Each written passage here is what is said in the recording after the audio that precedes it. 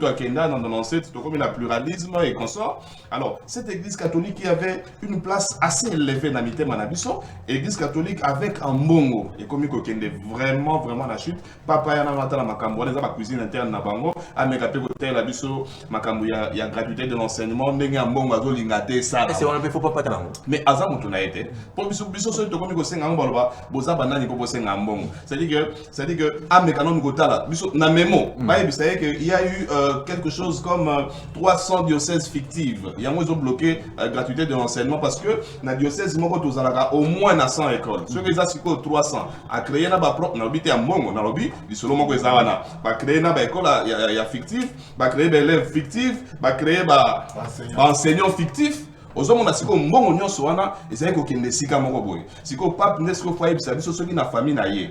Eza na possibilité moto muso akouta libanda abagisi kombo na buka lupango. Soki ça makate c'est que moto abagisa ki ba kombo wana eza moto asimbaka livrer très bien. lupango. Merci Floribert. Alors Monique Ekoya, pape c'est que diplomatie chef de l'État fouti. Ça fait longtemps pape la société elle compris sa crédibilité qui n'a pas la biso sécurité zali ba to ba boya na bango. Arrivé à pape mozomona on a liso.